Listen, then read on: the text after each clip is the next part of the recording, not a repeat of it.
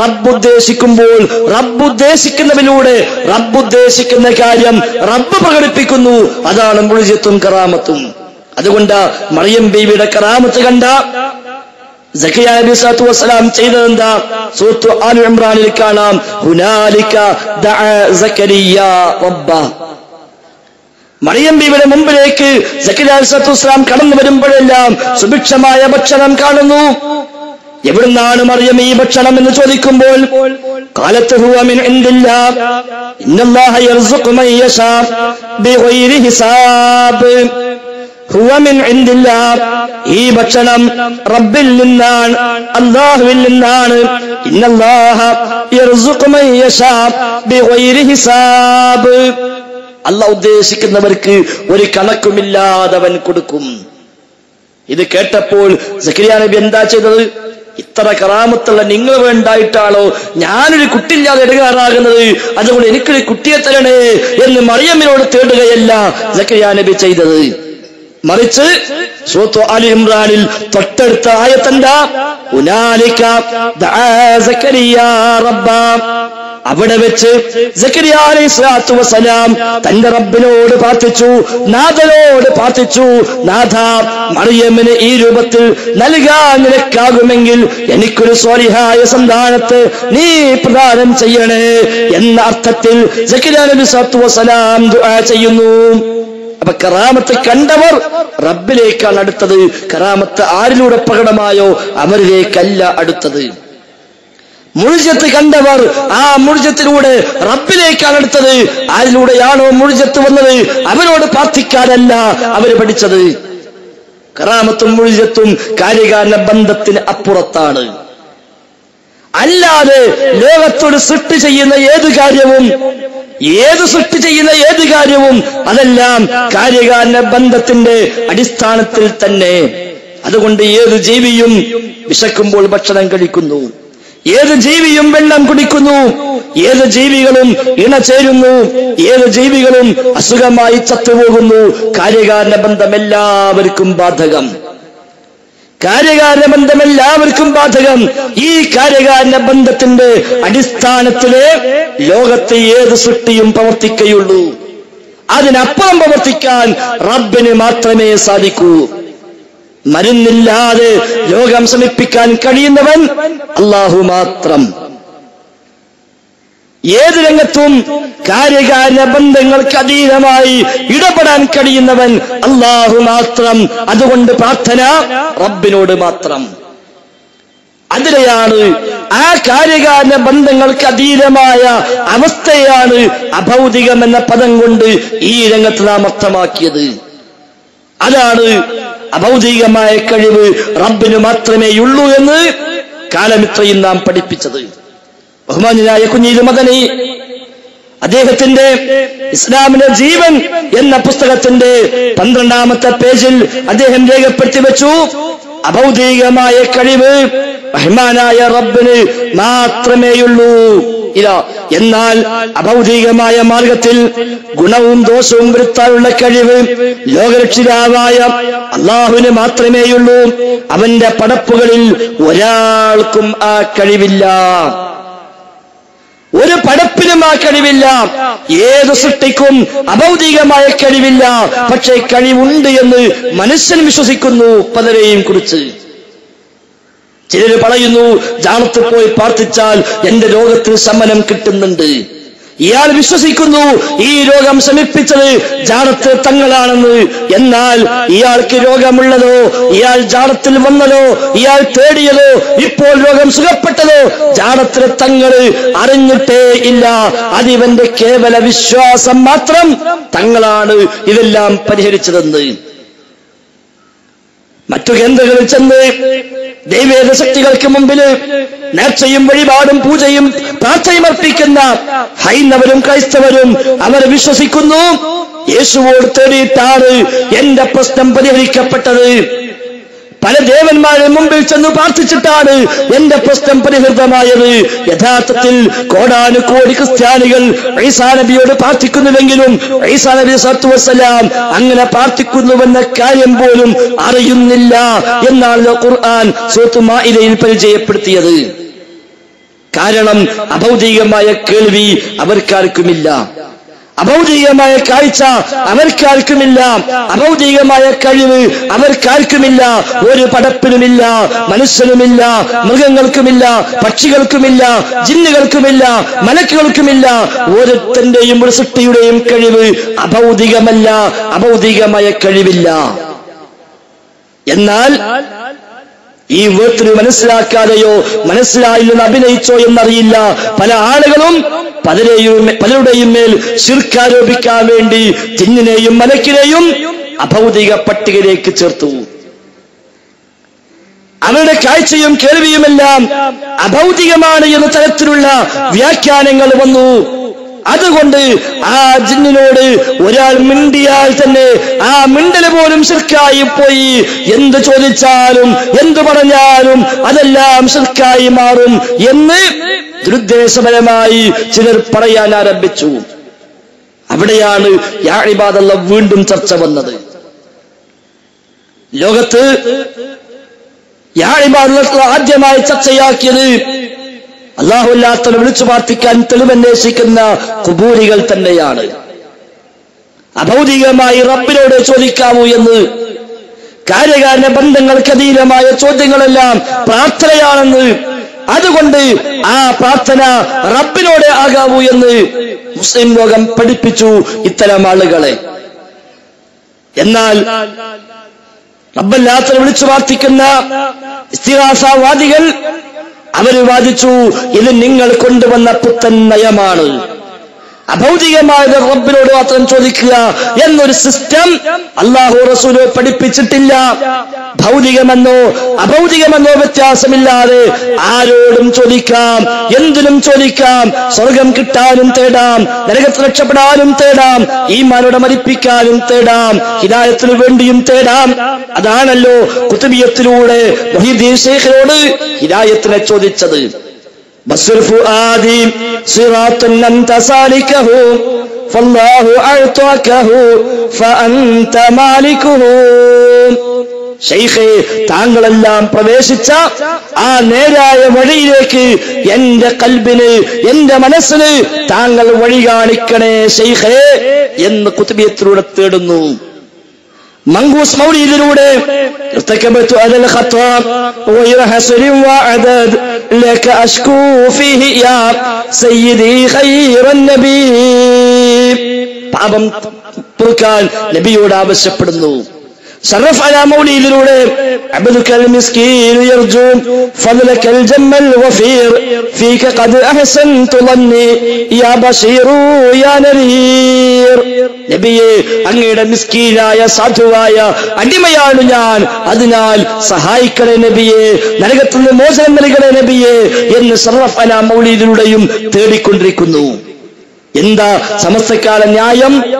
അവൻ പറഞ്ഞത് ഈ തേട്ടങ്ങളൊന്നും ദുആ അല്ല, ഈ തേട്ടകളൊന്നും പ്രാർത്ഥനയല്ല, ഇതൊന്നും അഭൗതികമെന്നോ കാര്യകാരണ ബന്ധമെന്നോ ന്യായം പറഞ്ഞ് പ്രാർത്ഥനയാക്കാവതല്ല.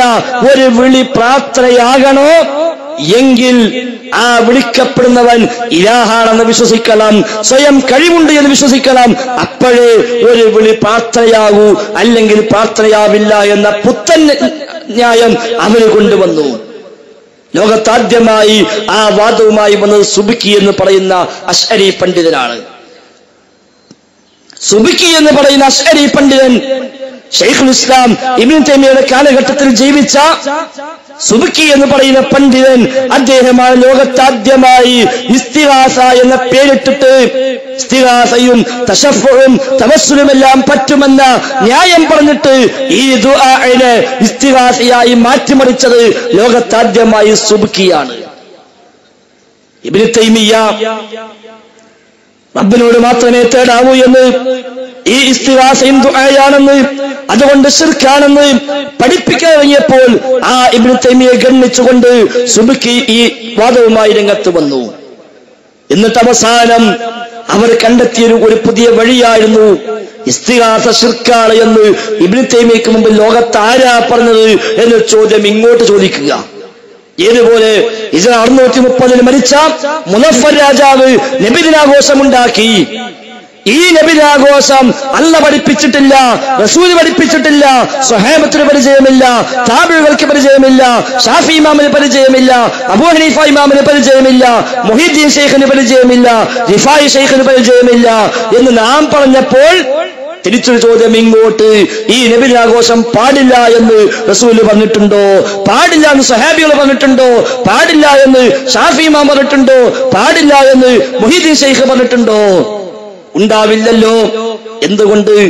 അവിടെയൊന്നും കാലഘട്ടങ്ങളിൽ അത്തരമൊരു ആഘോഷമേ ഇല്ല. അവരെ കാലത്ത് അത്തരമൊരു ആഘോഷമേ ഇല്ല.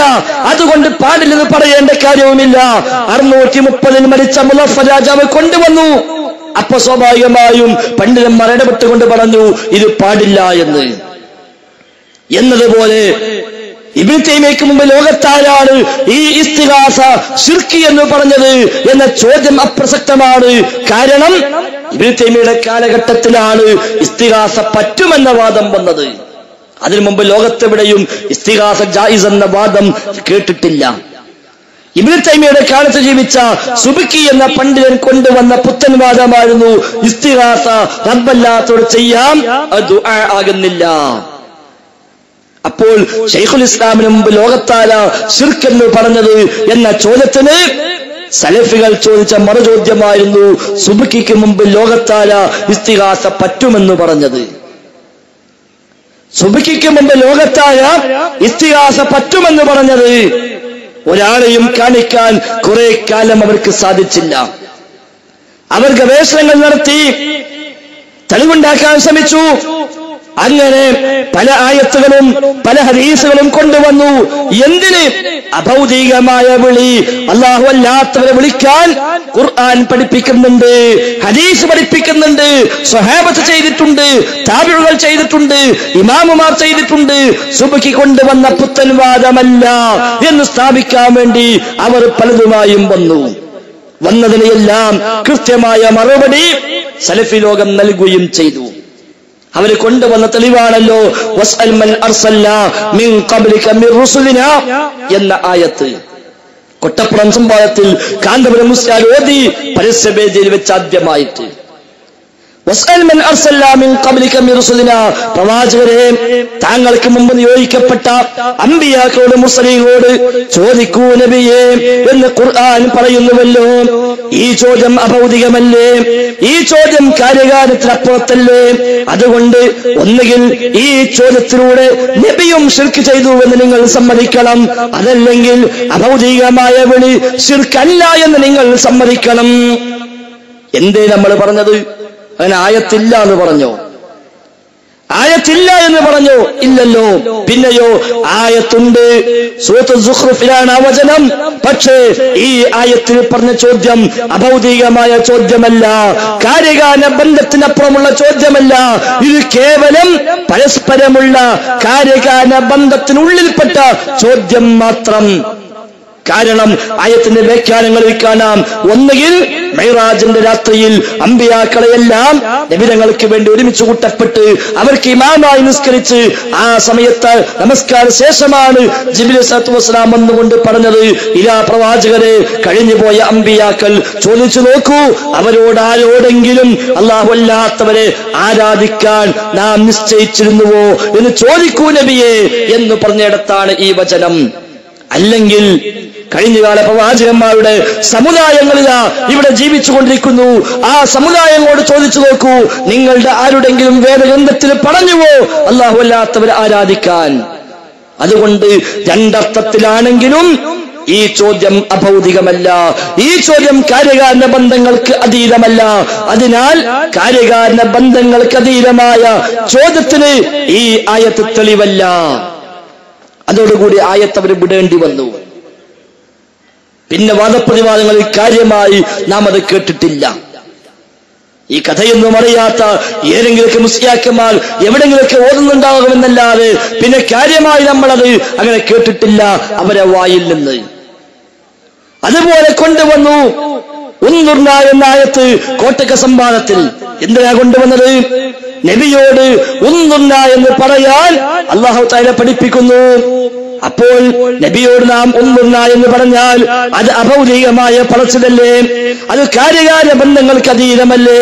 നിങ്ങളല്ലേ പറഞ്ഞു അഭൗതികമായ ചോദ്യം ദുആയാണെന്ന്, അഭൗതികമായ ചോദ്യം ശിർക്കാണെന്ന്. എന്നാൽ ഖുർആൻ പഠിപ്പിക്കുന്നു അഭൗതികമായി ചോദിക്കാൻ. എന്തേ നമ്മൾ പറഞ്ഞു കൊടുത്തത്? ഈ ആയത്തില്ല എന്നാണോ? അല്ല, സൂറത്തുൽ ബഖറയിൽ 104-ാമത്തെ ആയത്താണ്. പക്ഷേ ഈ ആയത്തിൽ പറഞ്ഞ ഒന്നുന്ന അഭൗതികമായ നിലക്കുള്ള പറച്ചിലല്ല, അഭൗതികമായ ചോദ്യമല്ല. നബി തങ്ങളുടെ സദസ്സിൽ വന്നിരുന്ന് ക്ലാസ് കേൾക്കുന്ന ആളുകൾ ആ ക്ലാസ്സിൽ ചില ഭാഗങ്ങൾ കേൾക്കാതെ പോകുമ്പോൾ റസൂലിനോട് ഒന്നുകൂടെ പറയൂ നബിയെ, ഒന്നുകൂടെ ആവർത്തിക്കൂ നബിയെ, ഞങ്ങളുടെ കാര്യം പരിഗണിക്കൂ നബിയെ എന്ന് പറയാൻ റാഇന എന്ന പദം ഉപയോഗിച്ചപ്പോൾ നിങ്ങൾ റാഇന എന്ന പദം പ്രയോഗിക്കല്ല, അത് ദ്വയാർത്ഥമുണ്ട്. ആ പദം ഉപേക്ഷിച്ച് പകരം ഉന്നുന്ന എന്ന് പറയണേ എന്ന് മര്യാദ പഠിപ്പിച്ചതാണ്. ഇതൊരിക്കലും കാര്യകാരണ ബന്ധങ്ങൾക്ക് അപ്പുറമുള്ള ചോദ്യമല്ല. ഈ മറുപടി പറയുന്നിടത്തോ അവർക്ക് തെളിവല്ലാതായി മാറി. ഒരുത്തം പറയാ ഉന്നുന്ന എന്ന ചോദ്യം അഭൗതികം തന്നെയാണ്, അത് ശിർക്ക് തന്നെയാണ് എന്ന് പറഞ്ഞാലോ മുസ്ലിയാക്കന്മാർക്ക് സന്തോഷായി. സമാനമായി പല ഹദീസുകളും കൊണ്ടുവന്ന ഹദീസുകളെ മൊത്തത്തിൽ 3 തരത്തിൽ നമുക്ക് കാണാം. ഒന്ന് സ്വഹീഹായ ഹദീസ്. സ്വഹീഹായ ഹദീസ് ബുഖാരി മുസ്ലിം ഒക്കെ ഉദ്ധരിച്ച സ്വഹീഹായ ഹദീസ്, പക്ഷേ വിഷയവുമായി ബന്ധമുണ്ടാവില്ല. ഹദീസ് സ്വഹീഹാണ്, പക്ഷെ വിഷയവുമായി ബന്ധമില്ല, ദുർവ്യാഖ്യാനിച്ചു കൊണ്ടുവരും. അപ്പൊ നമ്മൾ പറയും ഹദീസ് സ്വഹീഹാണ്, ബുഖാരി മുസ്ലിമിലൊക്കെ ഉണ്ട്, പക്ഷേ അഭൗതിക വിളിക്ക് തെളിവല്ല, ഇസ്തിഗാസക്ക് തെളിവല്ല. രണ്ടാമതൊരു കൊണ്ടുവരുന്ന ഹദീസ് ദുർബലമായ ഹദീസ്, സ്വഹീഹല്ലാത്ത ഹദീസ്, പക്ഷെ വിഷയവുമായി ബന്ധമുണ്ട്. അവിടെ നമ്മൾ പറയും ലഈഫാണ്. വിഷയവുമായി ബന്ധമുണ്ട്, പക്ഷെ ലഈഫാണ്, സ്വീകാര്യോഗ്യമല്ല. ഏതുപോലെ ആദം നബി സ്വല്ലല്ലാഹു അലൈഹി വസല്ലം സ്വർഗ്ഗത്തിൽ നിന്ന് പുറത്താക്കപ്പെട്ടപ്പോൾ മുഹമ്മദ് നബിയുടെ ഹക്ക് ജാഹ് കൊണ്ട് തേടി എന്ന് പറയുന്ന ഹദീസ് അവർ കൊണ്ടുവരും. നമ്മൾ എന്തു പറയും? ഹദീസ് ലഈഫാണ്. അവിടെ സ്വഹീഹാണെങ്കിൽ എന്ന് പറയാറില്ല. എന്തുകൊണ്ട്? അത് സ്വഹീഹാണെങ്കിൽ സ്വീകാര്യോഗ്യമാണ്. ആദം നബി സ്വല്ലല്ലാഹു അലൈഹി വസല്ലം അങ്ങനെ തേടിയെന്ന് അല്ലാഹുവിന്റെ റസൂൽ നമ്മെ പഠിപ്പിച്ചാൽ നമുക്കും അത് ചെയ്യാമല്ലോ, പക്ഷേ പഠിപ്പിച്ചിട്ടില്ല, സ്വഹീഹല്ല, അതുകൊണ്ട് ലഈഫാണെന്ന് സ്ഥാപിച്ചു കൊടുക്കും. അവിടെ സ്വഹീഹാണെങ്കിൽ തന്നെ എന്ന് പറയില്ല. മൂന്നാമത് കൊണ്ടുവന്ന ഹദീസ് ദുർബലമാണ്, വിഷയവുമായി ബന്ധവുമില്ല. ലഈഫാണ്, വിഷയവുമായി ബന്ധമില്ല. അപ്പൊ നമ്മൾ പറയും ഇത് ദുർബലമാണ്, സ്വഹീഹായിട്ടും കാര്യമില്ല. അതാണ് യാ ഇബാദല്ലാഹ് എന്ന റിപ്പോർട്ട്. അല്ലാഹുവിന്റെ അടിമകളെ എന്നെ സഹായിക്കൂ എന്ന് നിങ്ങൾ പറഞ്ഞുകൊള്ളുക എന്ന റിപ്പോർട്ട് കണ്ടപ്പോൾ മുസ്ലിയാക്കന്മാർ മനസ്സിലാക്കി ഇത് അമ്പിയാക്കന്മാരോട് തേടാൻ തെളിവാണ്. വിജനപ്രദേശത്ത് നിങ്ങൾ ഒറ്റപ്പെടുകയും നിങ്ങളുടെ യാത്രാമൃഗം ചാടിപ്പോവുകയും ചെയ്താൽ അള്ളാഹുവിന്റെ അടിമകളെ അത് തടഞ്ഞു വെക്കൂ എന്ന് നിങ്ങൾ പറഞ്ഞുകൊള്ളുക. കാരണം ഭൂമിയിൽ ഹാജരായ ചില അടിമകൾ അള്ളാഹുവിനുണ്ട്, അവർ അതിനെ തടഞ്ഞു വെക്കും. അതാണ് റിപ്പോർട്ട്. ദുർബലമാണ്, ലഈഫാണ്. രണ്ടാമതെന്ന് വന്നത് മരുഭൂമിയിൽ വെച്ച് വഴിതെറ്റുകയോ ഒരു ആവശ്യം നേടുകയോ ചെയ്താൽ അള്ളാഹുവിന്റെ അടിമകളെ എന്നെ സഹായിക്കണേ എന്ന് നിങ്ങൾ പറഞ്ഞുകൊള്ളുക. തീർച്ചയായും നാം കാണാത്ത അടിമകൾ അള്ളാഹുവിനുണ്ട്. ഇതാ രണ്ടാമത്തെ റിപ്പോർട്ട്. ഈ 2 റിപ്പോർട്ടിൽ പറഞ്ഞ ഈ പദപ്രയോഗങ്ങൾ, ഒന്ന് നാം കാണാത്ത അടിമയുണ്ട് റബ്ബിന്, 2 ഹാജരായ അടിമയുണ്ട്, അവർ മൃഗത്തെ പിടിച്ചു വെക്കും. ഈ 2 പ്രയോഗത്തിൽ നിന്ന് സമസ്തക്കാർ ദുർവ്യാഖ്യാനിച്ചുണ്ടാക്കി ഹാജരായ അടിമ, നാം കാണാത്ത അടിമ എന്നാണല്ലോ പറഞ്ഞത്. അപ്പോൾ ഹാജരായിട്ടും നമ്മൾ കാണാത്തവർ അതാരാ? അത് അമ്പിയാക്കന്മാർ, ആത്മാക്കൾ എന്ന് അവരാണ്ട് വ്യാഖ്യാനിച്ചു. ഹാജരായാലും നമ്മൾ കാണാത്തവർ അത് അമ്പിയാവിന്റെ ആത്മാക്കളാണ്. അവരിവിടെ ഹാജരായാലും നമ്മൾ കാണൂല. അതുകൊണ്ടാണല്ലോ ഖുറാഫിയുടെ വിശ്വാസപ്രകാരം കുത്തുബിയത്തിൽ മുഹീദ്ദീൻ ഷെയ്ഖ് വന്ന് പൊടിയിൽ ചവിട്ടിപ്പോയാലും ഷെയ്ഖിനെ കാണൂല. എന്താ കാരണം? റിജാദുൽ ഗൈബാണ്, അദൃശ്യ പുരുഷന്മാരാണ്. ആ ഔലിയാക്കളാണ് ഈ ഹദീസിൽ ഉദ്ദേശിച്ചത്. അപ്പോൾ ഈ വിളി അഭൗതികം തന്നെയാണ്, കാര്യകാരണ ബന്ധങ്ങൾക്ക് അപ്പുറത്താണ്, എന്നാലും ശിർക്കല്ല. കാരണം വിളിക്കാൻ പറഞ്ഞല്ലോ എന്നാ. അപ്പോഴാണ് നമ്മൾ പറഞ്ഞത് രണ്ടു മറുപടി. ഒന്ന്, ദുർബലമാണ്, ലഈഫാണ്, സ്വീകാര്യയോഗ്യമല്ല. നമ്മളെ സംബന്ധിച്ച് അത്ര ആവശ്യമുള്ളൂ, പിന്നെ വർത്താനം വേണ്ട. ലഈഫാന്ന് പറഞ്ഞാൽ കഴിഞ്ഞു, നമുക്ക് പിന്നെ തെളിവല്ല. പക്ഷെ സ്വഹീം ലഈഫും വേർതിരിക്കാത്തൊരു ഖൗം നമ്മുടെ മുമ്പിലുണ്ട്. അപ്പൊ അവരോട് എന്ത് പറയും? ലഈഫാണ് തെളിവല്ല, ഇത് സ്വഹീഹാണെന്ന് വിചാരിക്കുക, എന്നാലും കാര്യമില്ല. സ്വഹീഹായിട്ടും കാര്യമില്ല. കാരണം എന്താ? ഇത് സ്വഹീഹാണെങ്കിലും അംബിയാനെയും ഔലിയാനെയും വിളിക്കാൻ തെളിവല്ല. ഇവിടെ പറഞ്ഞ അടിമകൾ അമ്പിയാക്കളും ഔലിയാക്കളുമല്ല. ഹാജറായ അടിമ, നാം കാണാത്ത അടിമ എന്ന് പറഞ്ഞത് അമ്പിയാക്കളെ ഉദ്ദേശിച്ചല്ല, ഔലിയാക്കളെ ഉദ്ദേശിച്ചല്ല, മനുഷ്യന്മാരെ തന്നെയും ഉദ്ദേശിച്ചല്ല. മനുഷ്യരാണെങ്കിൽ ഹാജറായ കാണുമല്ലോ, ഇത് മനുഷ്യന്മാരെ അല്ല. അപ്പൊ ചോദ്യം, എങ്കിൽ പിന്നെ ആരാണ്? മനുഷ്യരല്ലെങ്കിൽ, അമ്പിയാക്കളല്ലെങ്കിൽ പിന്നെ ആരാണ് ഈ അടിമകൾ? അവിടെയാണ് പണ്ഡിതന്മാർ വിശദീകരിച്ചത്. അവിടെ ഉണ്ടാകാൻ സാധ്യതയുള്ള വല്ല ജിന്നുകളോ വല്ല മലക്കുകളോ, അത് രണ്ടുമല്ലാത്ത വല്ല പടപ്പുകളോ ആരെങ്കിലൊക്കെ ഉണ്ടാകാം എന്നേ സ്വഹീഹാണെങ്കിൽ തന്നെയുള്ളൂ, പക്ഷെ സ്വഹീഹല്ല. ഇവിടെയാണ് നമുക്ക് ഈ മറുപടി പറയേണ്ടി വന്നത്. ദുർബലമാണ്, സ്വീകാര്യയോഗ്യമാണെങ്കിലും തെളിവല്ല. ഇതുപോലെ സാധാരണ നമ്മൾ പറയുന്ന നമ്മളെ ഉദാഹരണം ഉണ്ടല്ലോ, ചത്ത പോത്ത്. അതന്നെ ഏറ്റവും ഫിറ്റ്. ഒരു പോത്തിനെ പേപ്പട്ടി കടിച്ച് ആ പോത്ത് ചാകാൻ കിടക്കുക. ഇതൊന്നും അറിയാത്തൊരു സുന്നി മുസ്ലിയാര് മൂപ്പര് കത്തിയെടുത്ത് ഓടി വരിക, ആ പോത്തതാ പെടയുന്നു, ബിസ്മിൻ ചൊല്ലി ഇപ്പൊ അറുത്താൽ നമുക്കത് ഭക്ഷിക്കാം, അല്ലെങ്കിൽ അതിന്റെ മാംസം എടുത്ത് കുറുമ വെക്കാം എന്നാ മൂപ്പരെ കണ്ടുപിടുത്തം. മൂപ്പര് ഓടി വന്നപ്പോ വേറൊരാള് പറഞ്ഞു, ഉസ്താദെ ആ പോത്ത് ചത്തിട്ടുണ്ട്, അതിന് കുറുമ വെക്കാൻ പറ്റൂല. അപ്പൊ ഇയാൾ പറഞ്ഞു, ഇല്ല ചത്തിട്ടില്ല, കയ്യും കാലും അനക്കുന്നത് ഞാൻ ഇപ്പൊ കണ്ടതാ, അവിടെ ചത്തിട്ടില്ല. അല്ല ഉസ്താദെ, ശേഷം ചത്തു.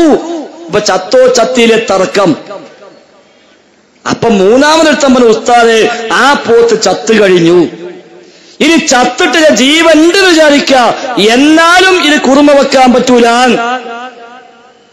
കാരണം പേപ്പട്ടി കടിച്ചതാണ്. അതാണ് യാ ഇബാദല്ലാഹ്. ലഈഫാണ്, സ്വഹീഹല്ല. നീ സ്വഹീഹാണ് സങ്കല്പിക്ക, എന്നാലും കാര്യമില്ല. അതാണ് ഇപ്പൊ എന്തായത്? ജിന്നിനെ വിളിക്കാൻ പറയുന്നു എന്നാക്കി മാറ്റിയത്. 2 ആഴ്ച മുമ്പ് വിചിന്തനം വാരികയിൽ ഒരു വലിയ ചോദ്യമുണ്ട്. റസൂലോ സഹാബത്തോ ആരെങ്കിലും ലഈഫായ ഹദീസ് കൊണ്ട് അമൽ ചെയ്തിട്ടുണ്ടോ? റസൂലോ സഹാബത്തോ ലഈഫായ ഹദീസ് കൊണ്ട് അമൽ ചെയ്തിട്ടുണ്ടോ? നമ്മൾ മൂപ്പര് എന്താ അറിയോ, ഒരു ഹദീസിനെ കൊണ്ട് റസൂലെ ഇത് സ്വഹീഹ ലഈഫ, എടാ അത് അൽബാനിയോട് ചോദിച്ചു നോക്കി. അപ്പൊ അൽബാനി പറഞ്ഞു, നബി അത് ലഈഫാണല്ലോ, എന്നാ വേണ്ട ഒഴിവാക്കിക്കാള് എന്നാണ് ഈ എഴുതിയോ മനസ്സിലാക്കിയത്. വലിയ കാര്യത്തിൽ വിചിന്തനം അറിയുമെന്ന ചോദ്യം. റസൂലോ സഹാബത്തോ ലഈഫ ഹദീസ് അമൽ ചെയ്ത റസൂലിന്റെ കാര്യത്തിൽ ലഈഫ ഹദീസ് എന്താ കൂട്ടരെ? ഹദീസ് എന്ന് പറഞ്ഞത് റസൂല് പറഞ്ഞതല്ലേ. അന്ന് ലഈഫുണ്ടോ? പിൽക്കാലത്ത് വ്യാജമായി പലരും കടത്തിക്കൂട്ടിയപ്പോഴല്ലേ സനദ് പരിശോധിക്കലും സനദ് ചെയ്യുന്ന സിസ്റ്റം ഉണ്ടായത്.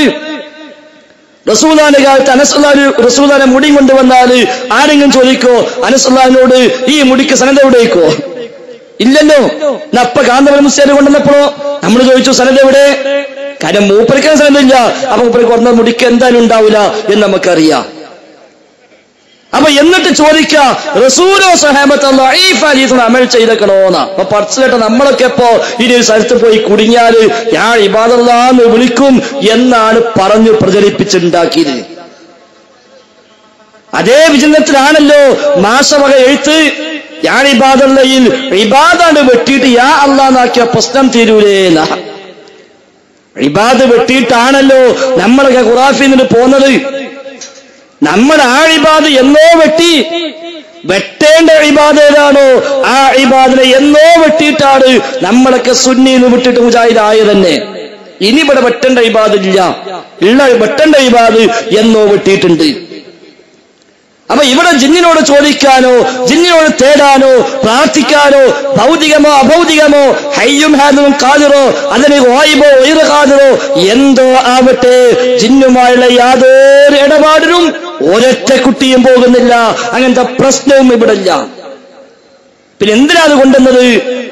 ഈ ഹദീസ് അമ്പ്യവിലക്കമ വിളിക്കാൻ തെളിവാണ് എന്ന് പറഞ്ഞപ്പോൾ ഇത് അമ്പ്യവിലക്കമ വിളിക്കാൻ തെളിവല്ല, ഇത് അഭൗതികമായ വിളിയല്ല, ഇതിൽ ദുആ ഇല്ല, അതുകൊണ്ട് ശിർക്കുമില്ല, നിങ്ങൾ ശിർക്കിൽ തെളിവുമല്ല. ഈ വിളി അഭൗതികമാണെന്ന്, ഈ വിളി പ്രാർത്ഥനയാണെന്ന്, ഈ വിളി ദുആയാണെന്ന് ലോകത്താദ്യമായി വാദിച്ചത് ലോക ഖുറാഫികളാണ്. ഒരാവശ്യം ഈ വിളി അഭൗതികമായി കിട്ടല. യാ ഇബാദല്ലാഹ് എന്ന വിളി അഭൗതികമാണ് തെളിഞ്ഞു കിട്ടിയാൽ ഒരു രക്ഷപ്പെട്ടു. അപ്പൊ എന്തായി? അഭൗതിക വിളി ശിർക്കല്ലാതെ വന്നു. പിന്നുള്ള ഒരേ ഒരു മറുപടി എന്തായിരിക്കും? ഹദീസ് ദഈഫാണല്ലോ എന്നായിരിക്കും. ഇനി ഏതെങ്കിലും മുസ്ലിയാക്കന്മാര് മാഷന്മാരെ പിന്നാലെ കൂടിയിട്ട് അല്ല മാഷ നിങ്ങൾ പറഞ്ഞത് ശരിയല്ലല്ലോ, ഇത് സ്വഹീഹ് തന്നെയാണല്ലോ, ഈ പോത്തിന് ജീവണ്ടല്ലോ ഇത് തെളിയിച്ചു കൊടുത്താലോ, എന്നാ പിന്നെ വെച്ചോളി ഉസ്താദെ കുർബ എന്ന് മൂപ്പര് പറയേണ്ടി വരും. അത് സ്വഹീഹ് ആണെങ്കിൽ ഇസ്തിഗാസ ചെയ്യാം എന്ന് മൂപ്പർക്ക് പറയേണ്ടി വരും. നമ്മളെ സംബന്ധിച്ചോ ഇത് സ്വഹീഹാണ് തെളിഞ്ഞാലും ശരി, ഇനി ബുഖാരി മുസ്ലിം ഉണ്ട് ഒരാൾ വാദിച്ചാലും ശരി, മുസ്ലിയാരെ ഞങ്ങൾ പണ്ടേ പറഞ്ഞതല്ലേ സ്വഹീഹായിട്ടും കാര്യമില്ല, ഇസ്തിഗാസക്ക് തെളിവില്ല, അതുകൊണ്ട് ഇത് നിങ്ങൾക്ക് ന്യായമല്ല എന്ന് നമുക്ക് പറയുകയും ചെയ്യാം. എന്നിട്ട് എന്തെല്ലാം കോപ്രായങ്ങള് ചില മനുഷ്യന്മാർ ഇവിടെ കഥ പ്രസംഗിച്ചു പോയിക്ക. ഇപ്പൊ ചില മൂലയന്മാർ ഇറങ്ങിയിരിക്കുന്ന എന്ത് ഭൗതികം പഠിപ്പിക്കാൻ. അതെ, ഭൗതികം പഴപ്പിക്കാൻ വേറെ ചില മൂലയന്മാർ ഇറങ്ങുമ്പോ ഇപ്പുറത്തെ മൂലയന്മാർ ഇറങ്ങേണ്ടി വരും, അല്ലാതെ മാർഗമൊന്നുമില്ല. അല്ലാതെ അതിനപ്പുറം റബ്ബല്ലാത്ത തേട്ടമെന്നത് ഒരു മുജാഹിദിനെ സംബന്ധിച്ച് ആലോചിക്കാൻ പോലും ആവില്ല. ലോകത്ത് ഈ ഹദീസ് ചർച്ച ചെയ്ത ഏതൊക്കെ പണ്ഡിതന്മാർ സലഫി ലോകത്തുണ്ടോ അവരെല്ലാം ഒരേ സ്വരത്തിൽ പറഞ്ഞു ഇതിൽ ദുആ ഇല്ല, ഇതിൽ ശിർക്കില്ല. ഏറ്റവും അവസാനം നമ്മൾ പത്രങ്ങളിൽ വായിച്ചുവല്ലോ, കുവൈത്തിൽ നിന്ന് കത്ത് വന്നു നമ്മുടെ സംഘടനയ്ക്ക് എന്ന്. ഇഹ്യാഉ തുറാസുൽ ഇസ്ലാമി എന്ന നമ്മുടെ നാട്ടിൽ 500 പള്ളികൾ സ്ഥാപിക്കാൻ സാമ്പത്തികമായി നമ്മെ സഹായിച്ച, ഇടവണ്ണയും പുളിക്കലും നാദാപുരവും അടക്കമുള്ള സ്ഥാപനങ്ങളിൽ പ്രധാനമായ സാമ്പത്തിക പങ്കുവഹിച്ച, ധാരാളം പ്രൊജക്ടുകൾ, കോടിക്കണക്കിന് രൂപകളുടെ പദ്ധതികൾ നമുക്ക് തന്ന, നമ്മെ എന്നും സഹായിച്ചുകൊണ്ടിരിക്കുന്ന ലോക സലഫി സംഘടന അംഗീകരിച്ച കുവൈത്തിലെ ഇഹ്യാഉ തുറാസുൽ ഇസ്ലാമി എന്ന ജംഇയ്യ, ആ ജംഇയ്യത്ത് നമ്മുടെ സംഘടനയ്ക്ക് ഔദ്യോഗികമായി കത്ത് തന്നു. എന്താ കത്തിലുള്ളത്? ആ കത്തില് മുമ്പോട്ട് വെച്ച നിർദ്ദേശങ്ങൾ നാം പത്രത്തിലൂടെ വായിച്ചു. ആ കൂട്ടത്തില് ആ കത്തില് ഇഹ്യാഉ തുറാസുൽ ഇസ്ലാമി എഴുതി, അമ്മാ മസ്ലത്തുൽ ഹദീസ് യാ ഇബാദല്ലാഹ് അഈനൂനി, യാ ഇബാദല്ലാഹ് അഈനൂനി എന്ന ഹദീസിന്റെ പ്രശ്നം ഫകിദൽ ഫരീഖാനി മുത്തഫിഖാനി അലാ ദഅഫിഹി വഅദമി ജവാസിൽ അമലി ബിഹി. ഇവിടെ രണ്ടഭിപ്രായമുള്ള ഈ രണ്ട് വിഭാഗം ആളുകളും സമ്മതിക്കുന്നുവല്ലോ ഇത് ദഈഫാണെന്നും ഇത് പ്രകാരം അമൽ ചെയ്യാൻ പാടില്ലെന്നും സമ്മതിക്കുന്നുവല്ലോ.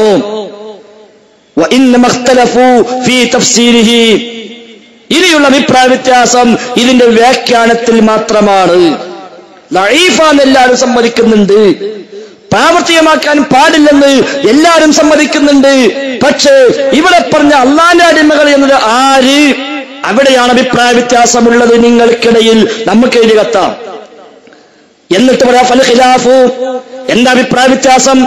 അൽ മഖ്സൂദു ബിഇബാദില്ലാഹ്, ഇവിടെ പറഞ്ഞ ഇബാദുല്ലാഹ് അല്ലാഹുവിന്റെ അടിമകൾ എന്നതിന്റെ ഉദ്ദേശം ഹും സ്വാലിഹുൽ ജിന്നി വൽ മലായിക, ഒന്നുകിൽ അവര് സ്വാലിഹായ ജിന്നുകളോ മലക്കുകളോ ഔ ജുന്ദും മിൻ ജുനൂദില്ലാഹ് അല്ലദീന ലാ നറാഹും, അല്ലെങ്കിൽ നാം കാണാത്ത മറ്റു വല്ല റബ്ബിന്റെ സൈന്യങ്ങളോ.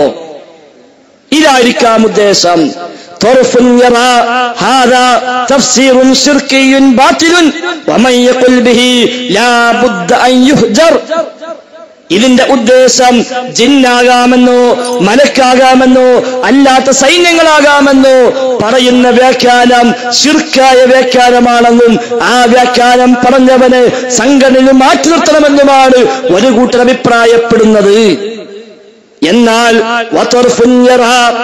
മറ്റേ കൂട്ടർ അഭിപ്രായപ്പെടുന്നതോ ബിഅന്നഹു തഫ്സീറു അഹ്ലിൽ ഇൽമി ലാ ശിർക ഫീഹി. ഇൽമുള്ള ആളുകൾ അഫ്ദൽ പാസായവർ എന്നല്ല. ചില മനുഷ്യന്മാർ അങ്ങനെ വിചാരിച്ചത് അഫ്ദൽ പാസായ ഇൽമായി. എന്നിട്ടിപ്പോ ചില മുസ്ലിയാക്കന്മാർ ചോദിച്ചു എന്ന് കേട്ടു, നിങ്ങളെ കൂട്ടത്തിൽ ആരാ അഫ്ദൽ പാസായത് എന്ന് പറഞ്ഞിട്ടോന് PG ഏതായാലും ഇല്ല, അഫ്ദലും കൂടി ഇല്ലാത്തോനെ ചോദിക്കണത്. ആവട്ടെ, അപ്പൊ അഫ്ദൽ പാസായവർ എന്നല്ല, മറിച്ച് അഹ്ലുൽ ഇൽമിന്റെ വ്യാഖ്യാനം ഇതാണ്. ലാ ശിർക ഫീഹി, ഇതിൽ ശിർക്കില്ല. ലിഅന്നഹു ലൈസ ഫീഹി ദുആഉൻ, ഇതിൽ ദുആ ഇല്ല എന്നാണ് ഒരു കക്ഷിയുടെ വാദം. ഇതിൽ ദുആ ഇല്ല, അതുകൊണ്ട് ശിർക്കില്ല, ഇത് പണ്ഡിതന്മാർ നൽകിയ വ്യാഖ്യാനം തന്നെയാണ് എന്ന് ഒരു കൂട്ടർ വാദിക്കുന്നു. മറ്റേ കൂട്ടരോ ശിർക്കാണെന്നും വാദിക്കുന്നു. അതുകൊണ്ട് വറാജിഹു, ഇതിലെ പ്രബലാഭിപ്രായം വല്ലാഹു അഅലം അൽ മുറാദു ബിഇബാദില്ലാഹ്, പ്രബലാഭിപ്രായം ഇവിടെ പറഞ്ഞ അള്ളാന്റെ അടിമകൾ എന്നതിന്റെ ഉദ്ദേശം ഖദ് യകൂനു മിൻ സ്വാലിഹി അൽ ജിന്നി, ഒരുപക്ഷെ സ്വാലിഹായ ജിന്നുകളായിരിക്കാം, അവിൽ മലായികത്തി, അല്ലെങ്കിൽ മലക്കുകളായിരിക്കാം, ഔ ജുന്ദും മിൻ ജുനൂദില്ലാഹ്, അതുമല്ലെങ്കിൽ അള്ളാന്റെ സൈന്യങ്ങളിൽപ്പെട്ട വല്ല സൈന്യങ്ങളുമായിരിക്കാം, അല്ലദീന ലാ നറാഹും, നാം കാണാത്തവരായ. എന്തായിരുന്നാലും ശരി, വൽ ഹദീസു ലാ ശിർക ഫീഹി, ഈ ഹദീസിൽ ശിർക്കില്ല, ഈ ഹദീസിൽ ശിർക്കില്ല. لأنه من جنس سؤال المخلوق الحي الحاضر القادر فيما يقدر عليه. ഹയ്യും ഹാദിറും ഖാദിറുമായവരോട് അവരെ കഴിവിൽപ്പെട്ട കാര്യം ചോദിക്കുക എന്ന ഒരു ചോദ്യം മാത്രമേ ഈ റിപ്പോർട്ടിൽ ഉള്ളൂ. അതുകൊണ്ട് ഇത് ശിർക്കല്ല. وما دام كلاهما متفقان على ضعف الحديث وعدم جواز العمل به الأمر فيه سعى ولا يستلزم منه الفرقة ولا يبنى عليه الولاء والبراء ولا ينبغي فصل من رأى بهذا الرأي من الجماعة أو المنظمة الدعوية. അതുകൊണ്ട് രണ്ടു കൂട്ടരും ലഈഫാണെന്ന് സമ്മതിക്കുകയും പ്രാവർത്തികമാക്കാൻ പാടില്ലെന്ന് അംഗീകരിക്കുകയും ചെയ്യുന്ന സ്ഥിതിക്ക് ഇതിന്റെ പേരിൽ ഒരാളെയും മാറ്റി നിർത്തുവാനോ ബന്ധം വിച്ഛേദിക്കുവാനോ ദഅ്വാ സംഘടനയിൽ നിന്ന് അവരെ മാറ്റി നിർത്തുവാനോ ഒരിക്കലും പാടില്ല.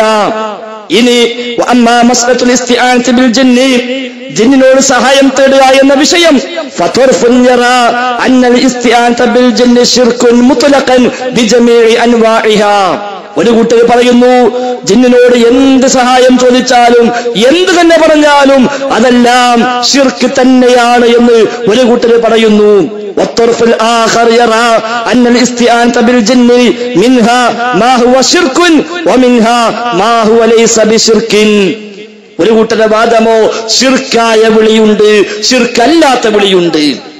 എന്നാൽ ലാകിൻ യഹ്റുമു ജമീഉഹാ മിൻ ബാബി സദ്ദിൽ ലരീഅതി ഇല ശിർക്കി, ശിർക്കിലേക്കുള്ള വഴി, ശിർക്കിലേക്കുള്ള ലരീഅ, ശിർക്കിലേക്കുള്ള വസീല, അത് അടക്കണമെന്ന തത്വപ്രകാരം ഇത് ഹറാമാണ് എന്നാണ് അവർ പറയുന്നത്. ശിർക്കാണെന്ന് പറയുന്നില്ല. മറുകൂട്ടർ പറയുന്നു എല്ലാം ശിർക്ക് തന്നെ. വറാജിഹു വല്ലാഹു അഅലം, ഈ വിഷയത്തിൽ ഏറ്റവും പ്രബലമായ അഭിപ്രായം ഫൽ ഉലമാഉ മുത്തഫിഖൂന, പണ്ഡിതന്മാരല്ല അല്ല, അന്നൽ ഇസ്തിആനത ബിൽ ജിന്നി അൻവാഉൻ, ജിന്നിയോട് സഹായത്തേട്ടം അത് അൻവാഉൻ, വ്യത്യസ്ത ഇനങ്ങളാണ്. മിൻഹാ മാ ഹുവ ശിർകുൻ, ശിർക്കായതുണ്ട്. വമിൻഹാ മാ ഹുവ വസിയത്തുൻ ഇല ശിർക്കി, ശിർക്കിലേക്കുള്ള വസീല ആയതും ഉണ്ട്. ശിർക്കായതുണ്ട്, ശിർക്കിലേക്കുള്ള വസീല ആയതുമുണ്ട്. വയഹ്റുമു ജമീഉഹാ മിൻ ബാബി സദ്ദിൽ ലരീഅതി ശിർക്കി, ശിർക്കിലേക്കുള്ള വഴി അടക്കുക എന്ന തത്വപ്രകാരം അത് ഹറാം തന്നെ എന്ന കാര്യത്തിൽ സംശയമേതുമില്ല. ഫൽ ഉലമാഉ മുത്തഫിഖൂന അലാ ഹാദൽ ഖൗലി റാജിഹി വലാ ഖിലാഫ ഫീഹി ബൈന അഹ്ലിൽ ഇൽമി. ഈ അഭിപ്രായമാണ് ശരി എന്ന കാര്യത്തിൽ പണ്ഡിതന്മാർ ഏകോപിച്ചിരിക്കുന്നു. ഇൽമുള്ള ഒരാൾക്കും ഈ വിഷയത്തിൽ അഭിപ്രായ വ്യത്യാസമില്ല. ഇൽമുള്ള ഒരാളും ഈ വിഷയത്തിൽ തർക്കിക്കയില്ല, അഭിപ്രായ വ്യത്യാസമില്ല.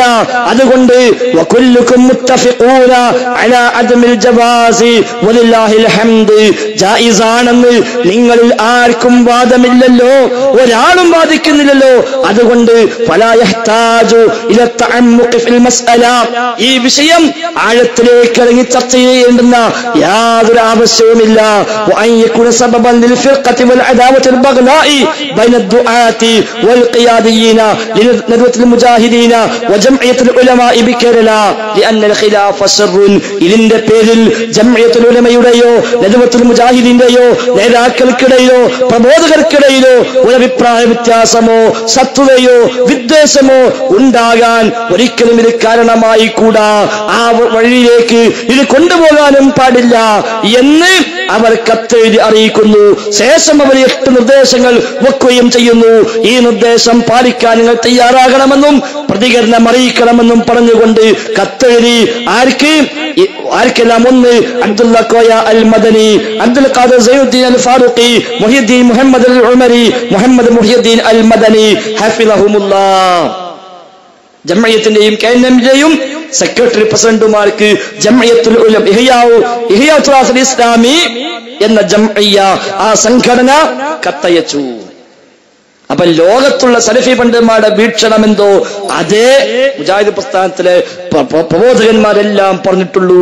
അല്ലാതെ ജിന്നിനെ വിളിച്ചു തേടാന്നോ അതിന് കുഴപ്പമില്ലാന്നോ ഒരാളും വാദിച്ചിട്ടില്ല, വാദിക്കുകയുമില്ല, വാദിക്കുന്ന പ്രശ്നവുമില്ല. അത് മനസ്സിലാവാത്തത് കൊണ്ടോ അതല്ലെങ്കിൽ അതിനപ്പുറം ഒരു ദുർചിന്തകൾ സ്വാർത്ഥമായ താല്പര്യങ്ങൾ ഉള്ളത് കൊണ്ടോ എന്നറിയില്ല. ഇത് വെച്ച് നിഴലിനെ വെടിവെച്ച് ആരെല്ലാമോ ജിന്നിനെ വിളിക്കാൻ പ്രേരിപ്പിക്കുന്നുവെന്ന് പ്രചരിപ്പിച്ചുകൊണ്ട് എല്ലാവരെയും സംശയത്തിന്റെ മുൾമുനയിൽ നിർത്താനാണ് പലരും ശ്രമിക്കുന്നത്. ഞാൻ അവസാനിപ്പിക്കുകയാണ്. യഥാർത്ഥത്തിൽ റഹ്മാനായ റബ്ബല്ലാതെ ഒരാൾക്കും അഭൗതികമായി സഹായിക്കാനാവില്ലെന്ന്, കാര്യകാല ബന്ധങ്ങൾക്ക് അതീതമായി സഹായിക്കാനാവില്ലെന്ന് കൃത്യമായി പ്രമാണബദ്ധമായി ബോധ്യപ്പെട്ടിരിക്കെ ജിന്നും മലക്കുമൊക്കെ അഭൗതികമാണെന്നും അവരുടെ കഴിവുകൾ അഭൗതികമാണെന്നും അവിടെ കിട്ടുന്ന സഹായങ്ങളും ഉപദ്രവങ്ങളും അഭൗതികമാണെന്നും അതിനാൽ അവരോടുള്ള ഏതൊരു ചോദ്യവും അഭൗതിക ചോദ്യമാണെന്നും അത് പ്രാർത്ഥന തന്നെയാണെന്നുമുള്ള വിശ്വാസമാണ് യഥാർത്ഥത്തിൽ ശിർക്കിന്റെ വിശ്വാസം. കാരണം അഭൗതികമായി സഹായിക്കാൻ കഴിയുന്നവൻ റബ്ബ് മാത്രം. അതിന് വിഘാതമായി ജിന്നും അഭൗതികം, മലക്കും അഭൗതികം, അവരുടെ കഴിവും അഭൗതികം, പ്രവർത്തനങ്ങളും അഭൗതികം എന്ന് പറഞ്ഞാൽ അവർ ചെയ്യുന്ന ശിർറും അവർ നൽകുന്ന സഹായങ്ങളുമെല്ലാം എവിടെങ്കിലും ആർക്കെങ്കിലും കിട്ടിയെന്ന് വന്നാൽ അതോടുകൂടി അഭൗതികമായി റബ്ബല്ലാത്തവരും സഹായിക്കുമെന്നാവില്ലേ, അഭൗതികമായി റബ്ബല്ലാത്തവരും ദോഷം വരുത്തുമെന്നാവില്ലേ? ആ വിശ്വാസമാണല്ലോ ശിർക്ക്. അമാനി പരിഭാഷ എഴുതാൻ അമാനി മൗലവിയെ സഹായിച്ച PK മൂസ മൗലവി അദ്ദേഹം എഴുതുന്നു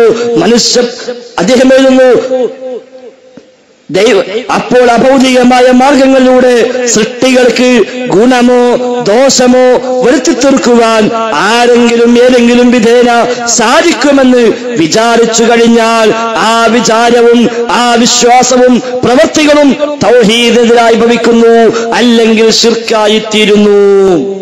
അഭൗതികമായി സഹായിക്കാനോ ദോഷം വരുത്താനോ വല്ല പടപ്പിനും കഴിയുമെന്ന് വല്ലവനും വിശ്വസിച്ചാൽ ആ വിശ്വാസം തന്നെ ശിർക്ക്, ആ വിശ്വാസം തന്നെയാണ് റബ്ബിൽ പങ്കുചേർക്കല് എന്ന് PK മൂസ മൗലവി എഴുതി നമ്മെ പഠിപ്പിച്ചെങ്കിൽ ആ നിലവാരത്തിൽ നാം നിൽക്കണേ, അതിനപ്പുറത്തേക്ക് പോകല്ല എന്ന് സ്നേഹബുദ്ധിയ ഉണർത്തിക്കൊണ്ട് അവസാനിപ്പിക്കുന്നു. ഇൻഷാ അല്ലാഹ് മഗ്രിബിന് ശേഷം ഇതിന്റെ ബാക്കിയായി ബഹുമാന്യനായ ഹുസൈൻ സലഫി നമ്മോട് വിശദമായി സംസാരിക്കും. നമസ്കാരം കഴിഞ്ഞാൽ എത്രയും പെട്ടെന്ന് ഈ സമ്മേളന നഗരിയിലേക്ക് തിരിച്ചെത്തണേ എന്ന ഉപദേശത്തോടെ നിർത്തുന്നു. റഹ്മാനായ നാഥൻ നമ്മെ എല്ലാം അനുഗ്രഹിക്കുമാറാവട്ടെ. റബ്ബനാ ആതിനാ ഫിദ് ദുനിയാ ഹസന വഫിൽ ആഖിറതി ഹസന വഖിനാ അദാബന്നാർ. റബ്ബനാ തഖബ്ബൽ മിന്നാ റബ്ബനാ തഖബ്ബൽ മിന്നാ റബ്ബനാ തഖബ്ബൽ മിന്നാ ഇന്നക അൻതസ് സമീഉൽ അലീം വതുബ് അലൈനാ ഇന്നക അൻതത് തവ്വാബുർ റഹീം. വസല്ലല്ലാഹു വസല്ലം അലാ മുഹമ്മദ് മുഹമ്മദിൻ വആലിഹി വസഹബിഹി അജ്മഈൻ വൽഹംദുലില്ലാഹി റബ്ബിൽ ആലമീൻ. അസ്സലാമു അലൈക്കും വറഹ്മത്തുള്ളാഹി. സഹോദരങ്ങളെ, നമസ്കാരത്തിന് ഈ സ്റ്റേഡിയത്തിന്റെ ഇടതുഭാഗത്ത് സൗകര്യപ്പെടുത്തിയിട്ടുണ്ട്.